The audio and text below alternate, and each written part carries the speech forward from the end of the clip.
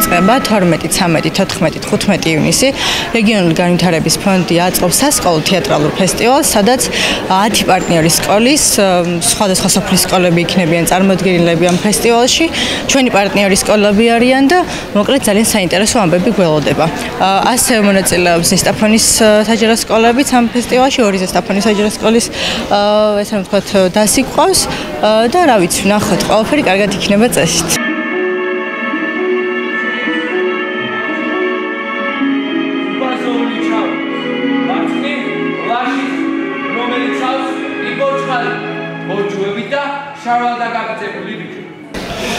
ჩვენ მუშაობთ იმერეთში და განსაკუთრებით ზესტაფონში დავიწყეთ მუშაობა 2006 წელს.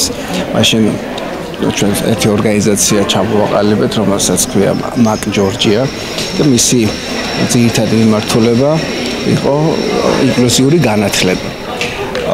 ამ პროექტის ფარგლებში ჩვენ შემოვიარეთ ზესტაფონის რაიონის აბსოლუტურად ყველა სოფელი, ხვდებოდით ოჯახებში იმ ბავშვებს და მათ მშობლებს, ვისაც ჰქონდა განსაკუთრებული საჭიროებები. აი ამ პროცესში ჩვენ შემოვიარეთ ასევე და მოვინახულეთ ყველა სკოლა, რომელიც იყო ზესტაფონის რაიონში. შემდეგ ჩვენ გავაგზავნეთ სამუშაო სხვა რაიონებში და მივედით იმ დასკამდე, რომ ძალიან მნიშვნელოვანი იყო სკოლებში მუშაობა ბავშვებისთვის პირობების შექმნა მათი განათლებისა და პიროვნული განვითარების ხელშეწყობის მიზნით. აი ამ საფუძველზე შემდეგ ჩამოყალიბდა ჩვენი მეორე ორგანიზაცია, რომელიც მიზანია ბავშვებთან მუშაობა და აი ეს დღევანდელი ჩვენი ღონისძიება ზუსტად არის ასეთი ერთგვარი შეჯამება ყოველწლიური მუშაობის. ჩვენ ყოველწლიურად ვატარებთ თეატრალურ ფესტივალებს, სადაც საქართველოს სხვადასხვა რეგიონში მუშაობის დროს ჩვენ გვაქვს 10 სკოლა გვაქვს ამჟამად იმერეთში, აჭარაში, კახეთში, ქვემო ქართლში და ბავშვები, რომლებსაც ჩვენ მუშაობთ თეატრის განმავლობაში, ამზადებენ სპექტაკლებს.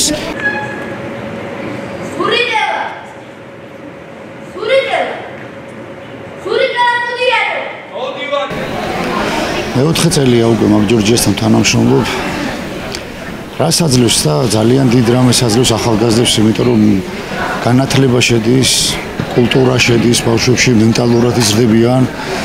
მედია წიგნიერება აქვს ასევე მაგ ჯორჯიას, ბანაკები არის, სადაც უკვე ბავშვები მე ერთად მეგობრდებიან ამ სხვადასხვა რეგიონის ბავშვები. თეატრალური კუთხით ჩვენ ვართ და ვითარდება დრამატურგიას სწავლობენ, ქართულ ლიტერატურას სწავლობენ, პოეზიას, ლიტერატურას, ყველაფერს ერთად და ვითარდება ახალგაზრდა თაობა და თეატრს აყვარებენ და წიგნს აყვარებენ და ამაზე მეტი კარგი რა უნდა იყოს, როდესაც ჩართული არიან ასეთ პროცესებში. მაგ ჯორჯია უკვე მეხუთე წელიწადია მუშაობს უკვე ამ პროექტზე და საქართველოში ძალიან კარგი წარმატებითაც სარგებლობს ახალგაზრდებშიც.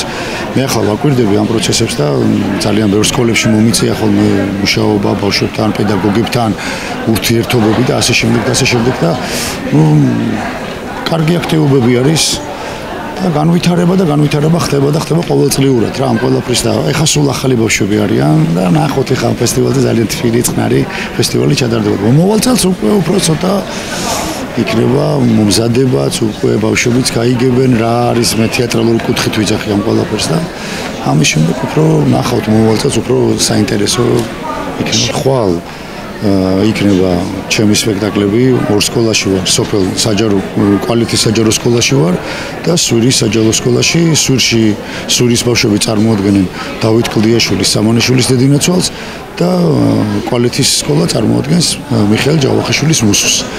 ველოდებით ხვალინდელ დღეს.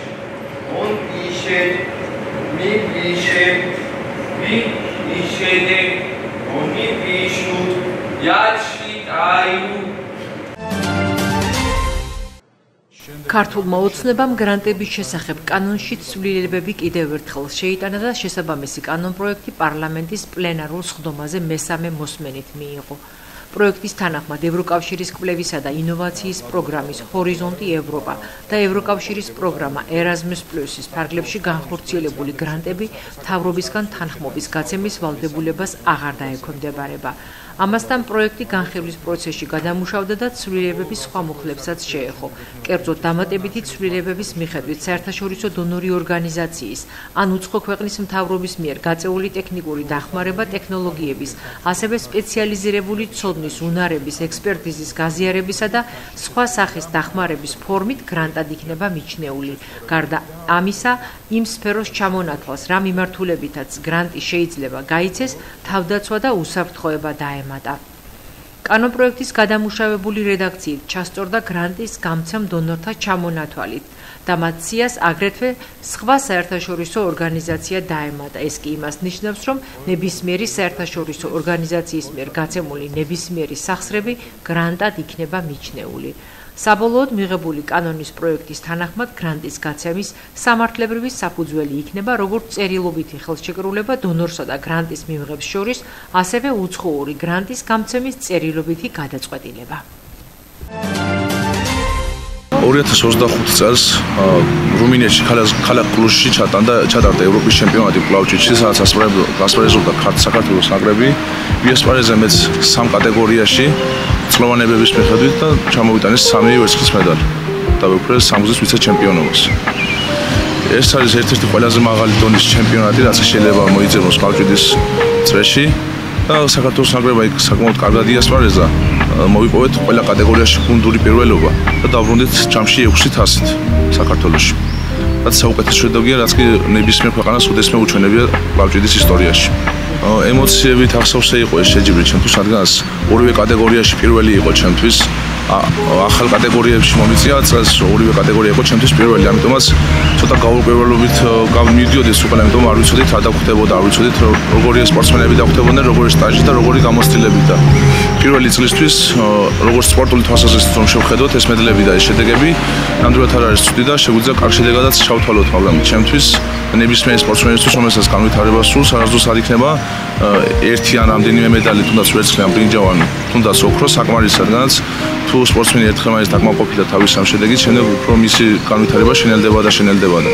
ასე ვარ მეც არ ვაპირებ გაჩერებას, უფრო მეტ ვარჯიშს ვაპირებ, უფრო მეტ განვითარებას ვაპირებ, რომ უკვე მომავალ მსოფლიო ჩემპიონატზე და მომავალ ევროპის ჩემპიონატზე უფრო მეტი და უფრო კარგი შედეგები დავბრუნდე საქართველოში. ჩემს ცხოვრებაში კლავჭიდი შემოვიდა წელიწად ნახევრის უკან. როდესაც თბილისში ჩავაბარე და დავიწყე ერთ დარბაზში ვარჯიში, დავინტერესდი, დადიოდნენ კლავჭიდის ნაკრების წევრები, მსოფლიო ჩემპიონები, ევროპის ჩემპიონები, რომელიც შემხედვარე მეც დავინტერესდი ამ სპორტით, ძალიან ჩამithრია, მომწამლა ამ სპორტმა და საბოლოო ჯამში გავხდი კლავჭიდის დიდი ფანი და გულშემატკივარი.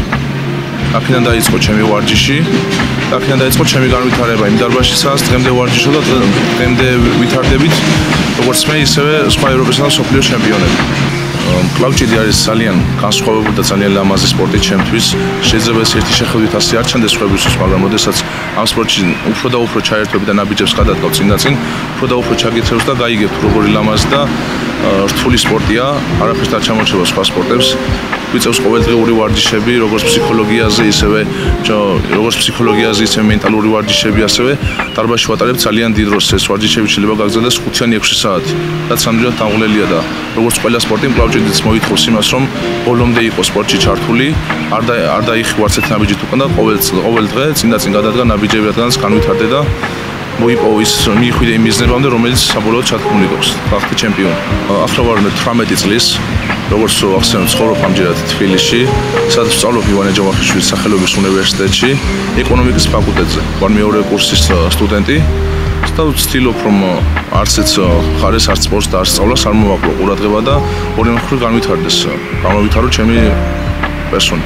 საუნელი იქნება ის, რომ ადამიანმა უნდა გაიგოს ის თუ რა უნდა ცხოვრებაში, უნდა სპორტით, უნდა ჩემპიონობა და ამისთვის ყველაფერი უნდა გააკეთოს. მან უნდა დაისახოს მიზნები და არა ოცნებები, უნდა დაისახოს მან მიზნები და არა ოცნებები და უნდა გააკეთოს ყველაფერი იმისათვის, რომ თავის მიზანს მიაღწიოს.